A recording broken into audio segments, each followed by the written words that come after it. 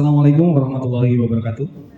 Selamat pagi, salam sejahtera bagi kita semua. Yang saya hormati Bapak Soeharmanto, SIST MSI. Beserta yang saya hormati teman-teman peserta orientasi pengenalan nilai etika dan pada instansi pemerintah Kota Surakarta. Yang pertama, perkenalkan, nama saya Heri Rustam Haji, lahir di Magetan 16 Desember 83. Saya dari bagian perawat RSUD Bung Karno dari unit instalasi bedah sentra. Baik, untuk laporan orientasi pengenalan nilai dan etika pada instansi pemerintah Surakarta, di sini saya akan mengambil judul yaitu optimalnya kepatuhan petugas dalam pelaksanaan surgical safety checklist di instalasi bedah sentral RSUD Bung Karno. Kegiatan orientasi dan dari hasil latar belakang ini berdasarkan Undang-Undang Nomor 5 Tahun 2005 pada pasal 1 disebutkan bahwa aparatur sipil negara atau ASN adalah profesi bagi PNS dan P3K yang bekerja pada instansi pemerintah. Dan berdasarkan keputusan Kepala Lembaga Administrasi Negara Nomor 289 Tahun 2022 tentang pedoman orientasi pegawai pemerintah dengan perjanjian kerja, serta berdasarkan Undang-Undang Nomor 36 Tahun 2009 tentang pelayanan rumah sakit yang bermutu, yaitu pelayanan yang mengutamakan keselamatan nyawa pasien. Dan berdasarkan Undang-Undang Nomor 44 Tahun 2009, yaitu tentang penerapan standar keselamatan pasien atau SKP, terutama sasaran keempat, yaitu tempat lokasi, tempat prosedur, tempat pasien operasi. Berikut saya sampaikan visi dan misi Kota Surakarta. Untuk visi, yaitu mewujudkan Surakarta sebagai kota budaya yang modern, tangguh, gesit, kreatif, dan sejahtera. Untuk misi, meningkatkan kualitas kesehatan masyarakat yang tangguh, memperkuat pertumbuhan ekonomi yang adaptif dan berkelanjutan, mewujudkan tata ruang dan infrastruktur kota yang mendukung kemajuan kebudayaan dan pariwisata, meningkatkan kualitas dan daya saing pemuda dan masyarakat umum di bidang pendidikan, ekonomi, seni budaya, dan olahraga.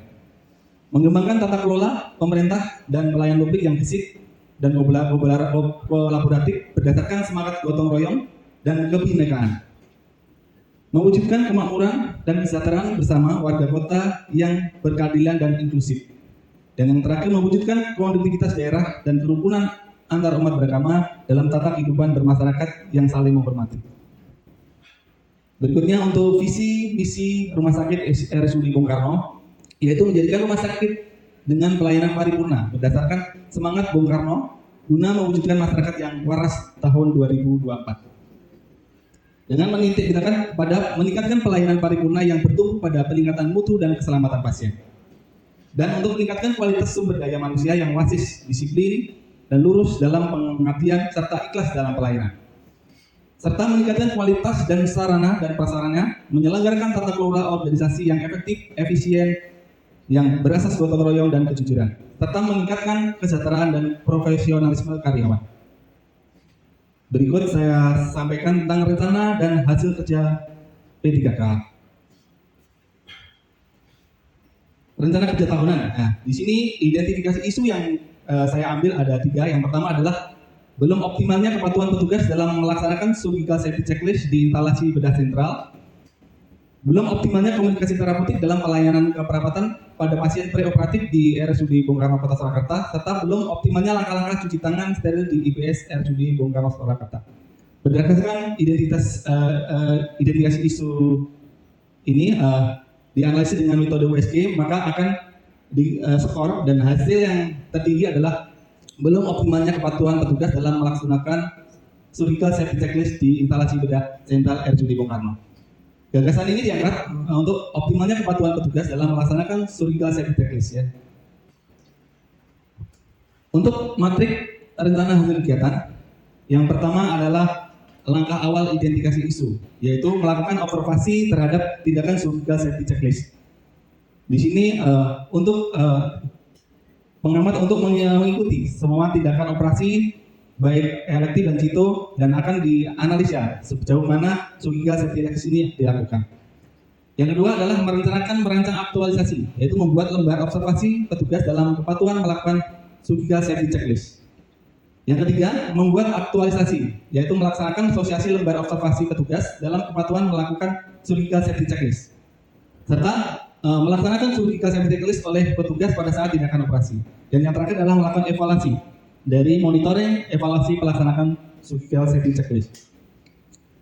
Untuk yang pertama, melakukan observasi tindakan surgical safety checklist, tahapannya yaitu mengidentifikasi bahwa ada temuan tidak dilakukannya surgical safety checklist dengan lengkap. Jadi surgical safety checklist itu ada sign in, time out, dan sign out. Di sini kami temukan yang paling sering untuk terlupa di sign in. Untuk time out dan sign out kita temukan sudah lengkap. Dari hasilnya temuan dari daftar surgical checklist kurang lengkap. Ya, kontribusinya untuk visi misi organisasi adalah kegiatan membuat lembar surgical safety checklist untuk mendukung visi misi RSPK. Yang kedua, membuat lembar surgical safety checklist. Tahapannya adalah mengumpulkan mengkaji materi, menyusun draft lembar surgical safety checklist, dan melakukan konsultasi dengan kepala ruang, mentor atau atasan untuk lembar surgical safety checklist, dan meminta persetujuan atasan terhadap lembar surgical safety checklist. Didapat hasil yaitu lembar surgical safety checklist mendapatkan persetujuan dan disosialisasikan. Hal tersebut berkontribusi terhadap visi-misi organisasi rumah sakit untuk tersusunnya lembar surgical safety checklist. Yang ketiga adalah melaksanakan sosialisasi lembar observasi petugas dalam kepatuhan melakukan surgical safety checklist. Tahapannya adalah melaksanakan koordinasi dengan kepala instalasi dan tim kerja terkait rencana jadwal sosialisasi melaksanakan surgical safety checklist. Untuk hasilnya, semua petugas IPS memahami lembar observasi yang dibuat dalam melakukan surgical safety checklist. Kontribusi meningkatkan pengetahuan atau keterampilan petugas dalam melaksanakan lembar observasi dalam melakukan surgical safety checklist. Yang keempat, melaksanakan monitoring dan evaluasi pelaksanaan surgical safety checklist. Tahapannya adalah melakukan evaluasi penerapan surgical safety checklist, ya. Terus kemudian melakukan dokumentasi pelaksanaan kegiatan. Hasilnya terlaksananya surgical safety checklist di kamar operasi.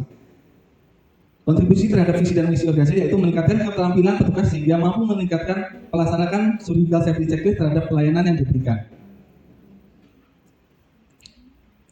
Untuk rencana menengah 2024, yang pertama adalah melaksanakan observasi tindakan surgical safety checklist.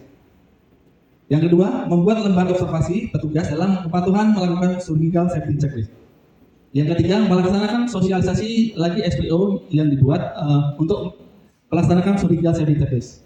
Dan yang keempat, melaksanakan sosialisasi lembar observasi petugas dalam kepatuhan melakukan surgical safety checklist. Untuk rencana kerja menengah di tahun 2025 dan 2006, yang pertama adalah melaksanakan sosialisasi lagi SPO tentang surgical safety checklist. Yang kedua, melaksanakan sosialisasi lembar observasi petugas dalam kepatuhan melakukan surgical safety checklist dan melakukan edukasi tentang surgical safety checklist. Yang ketiga, melaksanakan surgical safety checklist oleh petugas saat ada tindakan operasi, baik operasi elektif dan operasi situ. Yang keempat, melaksanakan monitoring dan evaluasi pelaksanaan surgical safety checklist. Untuk rencana menengah di tahun 2027, yang pertama melaksanakan surgical safety checklist oleh petugas pada saat tindakan operasi, baik tindakan operasi elektif dan operasi situ.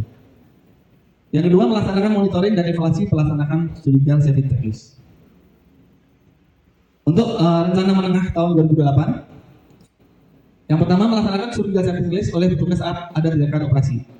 Dan yang kedua, melaksanakan monitoring kembali dan evaluasi kembali untuk melaksanakan surgical safety checklist.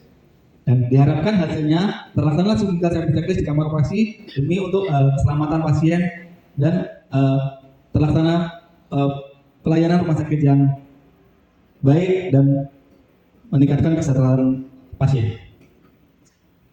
Demikian, terima kasih dari paparan yang saya sampaikan.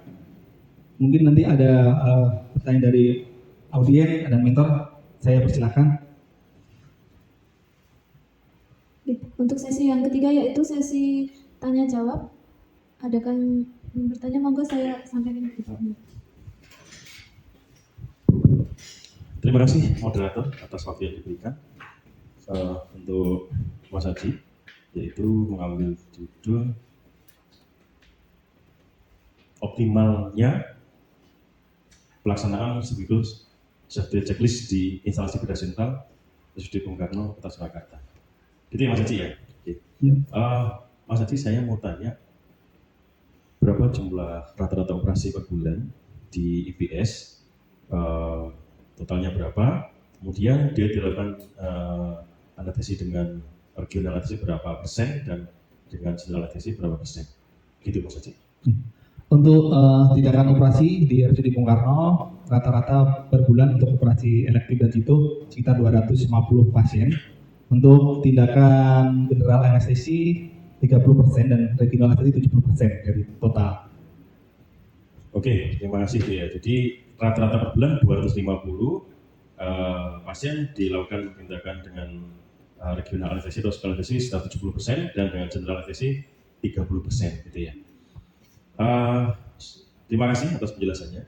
Sehubungan dengan judul yang diambil, mungkin mohon untuk dijelaskan fase-fase pelaksanaan surgical safety checklist di instalasi bedah sentral. Tentu tindakan ini dilakukan bukan atas indikasi pembiusan, tapi semua yang dilakukan tindakan operasi akan dilakukan surgical safety checklist Mas Haji. Silakan dijelaskan mengenai fase-fase pelaksanaan surgical safety checklist di IPS. Monggo Mas Haji. Terima kasih. Untuk surgical safety checklist ini ada 3 fase. Yang pertama adalah sign in, yang kedua adalah time out, dan yang terakhir adalah sign out. Untuk yang sign in ini dilakukan oleh petugas. Biasanya pasien datang ke OK, ke kamar operasi, diterima oleh perawat bedah, dan nanti sign in ini dilakukan minimal ada dokter anestesi dan dokter bedah dan perawat anestesi atau perawat bedah. Di sini di sign in akan dikonfirmasi ulang tentang tindakan yang akan dilakukan, dan pasien akan dikonfirmasi ulang tentang kemungkinan nanti persiapan apa aja yang akan dilakukan di dalam operasi. Dan untuk time out ini dilakukan sebelum pasien diinsisi atau sudah pasien posisi terbius. Nanti akan dipimpin oleh dokter operator. Di situ akan dijelaskan tentang prosedur operasinya dan ada perkenalan untuk operatornya siapa, asistennya siapa, instrumen siapa, seperti itu, dan akan dikonfirmasi tentang alat yang digunakan, jumlah alat, jumlah akasa, seperti itu. Dan yang sign out itu dilakukan sebelum pasien ditutup lukanya atau sebelum operasi selesai. Nah, di sini akan dikonfirmasi oleh dokter operator tentang tindakan yang telah dilakukan. Dan biasanya untuk perawat di sini akan ada pertanggungjawaban tentang perhitungan instrumen dan kasa. Jadi perhitungan kasa sebelum atau alat sebelum harus sesuai dengan sesudah sebelum harus sesuai, seperti itu. Demikian.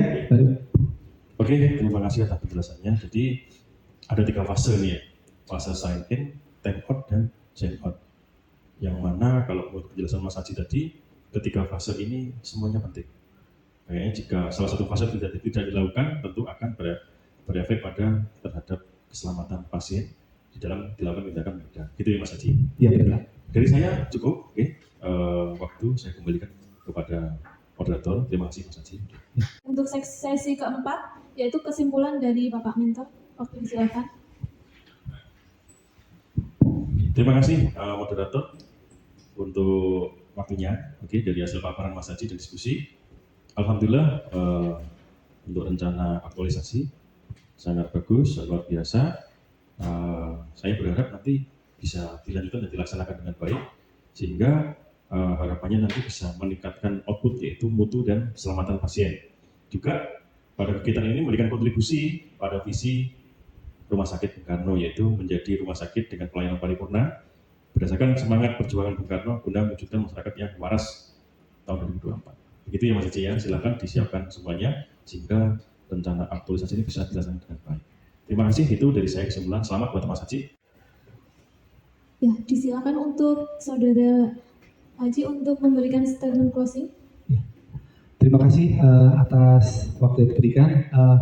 Alhamdulillah presentasi orientasi pengenalan nilai dan etika pada instansi pemerintah Kota Surakarta di RSUD Bung Karno telah saya sampaikan.